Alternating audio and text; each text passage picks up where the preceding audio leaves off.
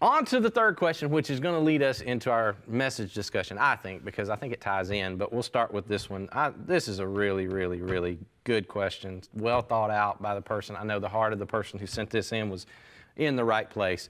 And they say, I know our motto, meaning Community Christian, is to love everyone always. But some people are difficult to love. How do we love people who show no fruits of the Spirit, people who are just difficult and possibly even toxic? Great question. That is a great question. Thoughts on this one? Well, everyone and always is always going to apply to people that are difficult. Kind of gets in the way. It does sort of get, and Jesus, just has this way of leaving you no wiggle room in that, you're supposed to love your spouse. We're all married, so hopefully that's easy. Sometimes it's not. No. Sometimes it's well, not. I'm the spouse that's not hard to love most of the time. And I'm supposed to not frustrate my kids and love them, and they're supposed to love me, and that's sometimes easier not. And then I'm supposed to love my neighbor, which sometimes is easier not. But then if all of those check out, he goes, everybody else is in the enemy category, and you got them too. So everyone always covers all of that. But I get where the person's going. There is a boundary situation, I guess, is what we're sort of talking about. How do I think so. How do I handle boundaries? Well, and I don't know. Is it?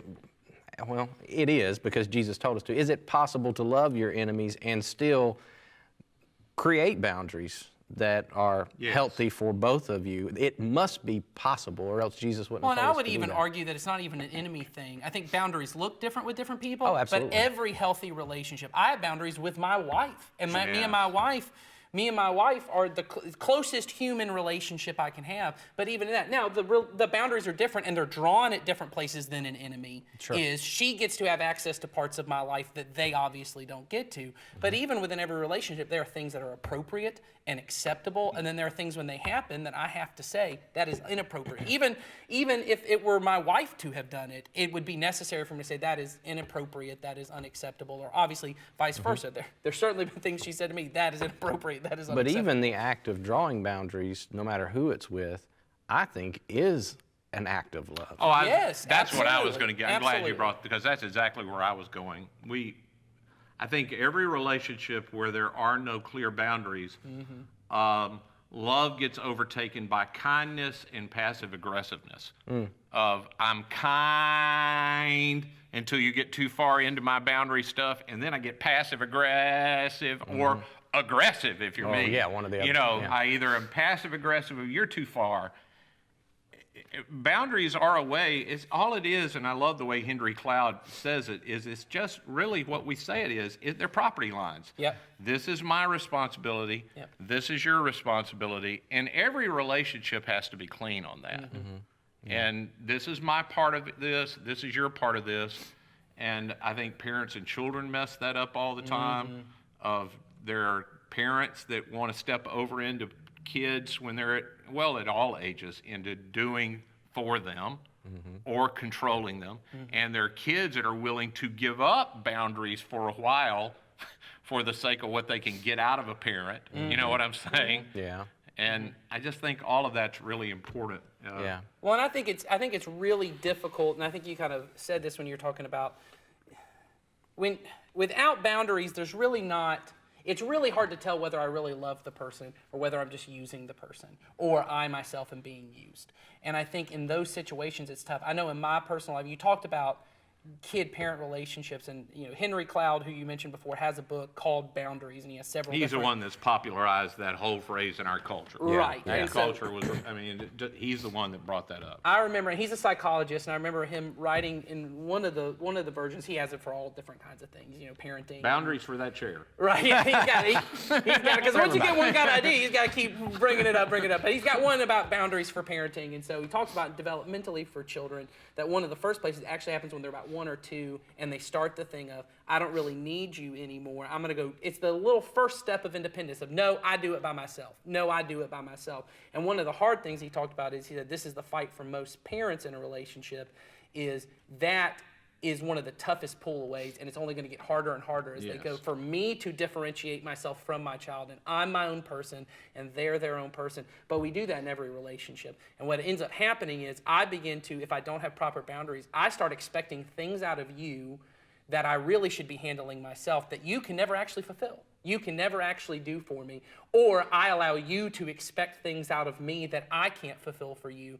And then I'm not really loving you. I'm creating, because I'm not helping you become a full person, which is what love is I want you to be whole. I want you to be the person God made you to be. And that isn't this person who relies on everyone else to take care of things that I should be, that are, and you use property, that are within my property lines. Well, you weren't able to participate in that. We had a conversation this morning we film on Tuesday this podcast or record it, and we have a staff learning thing together every Tuesday morning. Jason had some other responsibilities. So part of our discussion today was about the fact that God's always present, and everywhere God is, because God's characteristic that we know is He's love. Yep. So God is every person, including this person. God is always fully loving that person. Correct. At all times. No matter who the person is, whether I can love them or not, God is constantly fully loving that person. Even when that person has some really difficult consequences coming in their life, God is fully loving that person. And a part of it may be allow them experiencing the consequences of their choices. Correct. The tough part for me, depending on who the person is stepping into that. So I step into that, and I'm supposed to love everybody as God loves through me. I'm supposed to really, I'm a conduit for His love. Yes. I'm stepping into the flow of His love. Yeah. I often don't want people in my life to experience the consequences, so I violate a boundary, honestly, by trying to remove their consequences. And for me, it's often, hey, I told you. You know, I want to share my wisdom. I want to show you what you should do. And then when you don't do what I say you ought to, then I get frustrated. Yeah. So I have come to learn as I've gotten older that an indication to me, boundaries are for me. They're good for me because I will often step over by the nature of my personality into control and power and those kind of things. When I move from offering you wisdom and kindness to offering you wisdom and frustration, I have violated a boundary. Do you know what I'm saying? Because if I'm fully in the middle of, hey, this is the wisdom, and I think this is what you should do, and because that's the way God is. God's not mad. God tells me what to do, and He doesn't remove His love so I'll get it. Yeah. He just allows me to experience the consequences of me not doing what He asked me to do. And for me, that's a good indication. So I don't know if that helps, but that's one of the things. The other things is I wrote some of this down because I just wanted to say it. I want to have compassion for the other person. Yes. But what I tend to move into is I want to control the other person. Yes. And anytime I move from compassion to control, I am violating a boundary. Yeah. And for me, often with hard to love people, it's not so much they're violating boundaries. I am often the one violating a boundary of love by they didn't do what I want, so I feel like I have to punish them. You know what I'm saying? Whereas that's not the way God's ever treated me. I have had some hard things happen in my life. He didn't cause them. And I brought them on. I think it's important to point this out too. Even every type of love, whether it's somebody that, like you said, is easy to love, or somebody like the questioner asked about that's hard to love, every type of genuine love is in the end going to cost me something. It's going to feel a little bit like a loss in lots of cases because you're not necessarily going to get the reciprocal, and they're not going to love you back at least in the way that maybe you expected. And so you've got to go into it knowing that if I'm loving, I will feel a little bit of a cost in that. And I think, and I remember this in the book we're reading right now, Greg Boyd says, I think one of his definitions of love is ascribing worth to another person at the cost to yourself. And he talks about the fact of that person may not have earned this worth that you are going to give to them, but you give it anyway by the sheer fact of they're a child of God. They are made in his image, and so you ascribe worth to them, but then it almost always costs you something in ways of maybe your comfort, or maybe your expectations, or maybe your expectation to get love back or to get a favorable response back. You just kind of give that up in love. Yeah. It's part of what it means to love. And of course, our best example of that is what God did for us. He ascribed worth to us when we did not deserve it, and it was at cost to himself. In fact, the only well, I shouldn't say only, the best illustration, and John uses this in his epistle, of this is how we know love. Not that we loved God, but that he loved us and gave himself. So the example that gets pointed out to us is a love that ascribed to us before we turned to God. He counted it as loving, and then he paid the cost. Or like you said, love all along the way. Love before we loved him back. Love when we refused to love him back. Love if we never love him back. Love is constant from him towards us and every person. Yeah, God is for everybody, whether they are ever for him. Yes. We've said that, and that's the And that's our challenge, is to be that way. If we are for everybody, whether or not God ever matters to them. Yeah, and on the toxic side, there are people that toxic. I don't really like it so much because I don't know that the person is poisonous to everybody. Exactly. But maybe I'm not at the point yet where I can be in that. But that's often a boundary issue for me. You know what I'm saying? Sure. Toxic because when I hear something's poisonous, something's either poisonous or not. Yeah. You know, it doesn't change. Anyway, there may be toxic things in the relationship you Yeah, currently right, have that's with right. this person. Yes. But like you said, they're not toxic to everybody. They're not toxic to everybody. So there are things that I have to go into, and I have to go, I'm going to have firmer boundaries because I'm not currently at a place where I can't keep the boundary yet. Yeah. I can't maintain the difference between them and me. Yeah. I think, so you were talking, I think another thing that was very helpful to me along the lines when you're talking about toxic so Henry Cloud writes a book, Boundaries, but he writes it with a guy, John Townsend, who also is a psychologist and also writes books. He often writes a lot about these definitions for categories, really, for people that you can see in a lot of like the Psalms and things like that, where there's wise people, there are foolish people, and there are evil people. That's very important categories to keep in my head when I'm dealing with people. He says your boundaries are different. With wise people, you really want to invest your time. This is somebody who they're asking for your advice. They're wanting to know. And it doesn't mean that they don't make mistakes. Wise people are people who may make mistakes a lot, because we all make mistakes a lot. But they're a person, when you come in and say, hey, here is why you're doing that in your marriage, they go, oh, and then they go, let me try and apply that. Right. A foolish person is a person who you keep giving advice to, and they hear it, but they don't really ever do anything with it. They're not really applying it, and that the best thing you can do for them is consequences. You just allow them, if you're going to continue doing this, there's a level of things that are going to happen. But then there's this category of evil that he talks about that almost any of us could end up in when I really want to cause that chaos. You've given me the consequences. You've shown me this is unacceptable behavior. You can't continue to do this.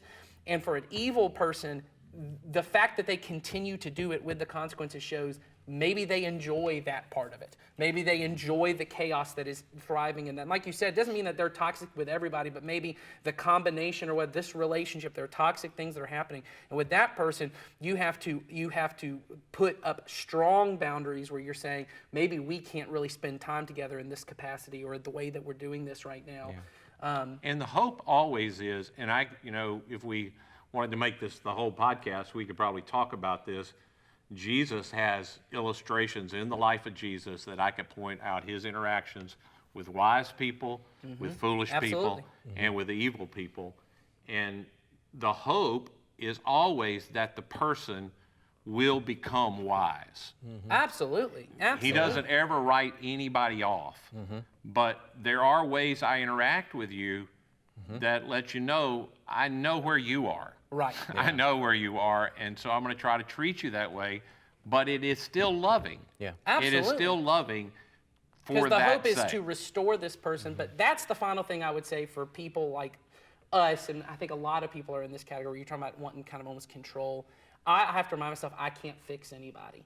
And that sometimes that's where I get to with other people, that I think, well, I'm gonna say it the right way. I'm gonna give them the right kind of advice. I'm gonna do something. That's gonna fix it. That's gonna fix their situation. That's gonna fix this problem in their life. It's not my job to fix anybody. Ultimately, that's me stepping into God's place. Yeah, we're told to, so if I'm with somebody and I have a good sense of boundaries and I share my wisdom and they don't do it and they have consequences, well, then I'm told to grieve with them. I do grieve the consequence. I rejoice when it goes well. The one thing I'm not told to do is to control the uncontrollable. Yes. I rejoice or to protect them somehow from these consequences. If you're a person who you're out of control and you don't want me involved in any way, I'm supposed to step in and control you. You do that with a little child. Because they're totally in the foolish category. Yes, all the time. They're just not at the place where they could. So I don't let them run out in the street and see what it feels like to get hit by a car. But I also don't not let my 20-year-old drive because I think he's foolish. I don't keep protecting people at ages where they should be able to make consequences, because eventually I'm not going to be there. Yes. Yeah.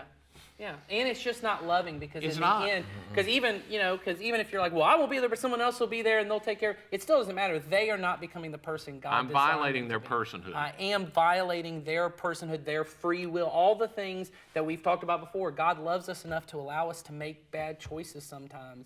Anyway, that has been helpful for me, because I certainly have struggled in my life because I'm a people pleaser and I want to help. And I do genuinely want to help people, but there are people in my life sometimes I've said, I can't help you with this. I can be here to love you and I can grieve with you in this thing and I can talk with you, but I can't continue, if you're going to continue with this inappropriate behavior that is either hurting me or hurting other people, I can't continue as someone who loves you to allow you to do that without me allowing the consequences of that to happen. And so I think this is a great question. Yeah. And I don't want to keep going on and on this, so we could cut the answer. But this all comes back to, and it has to be clarified for all of us again and again, the difference between niceness and love. Absolutely. You know what I mean? And politeness and love. We sort of think the motto is, be nice to everyone always. Tolerate everyone always. Or have everyone like me. I'll know that I accomplished the be loving thing if everybody's happy with me. That's not it. Jesus was the most loving person in history. And they killed him. They killed him, so. Well, and that's one of those quotes that Jesus has that I carry around a lot, where he's going to heal somebody and he asks, do you want to get well? And I think that's an important, because that certainly presupposes maybe you don't. Right. Maybe you don't want to get well. And often I've entered in situations, well, you want to get well, I'll just do it for you. And maybe you don't. Yep. All right.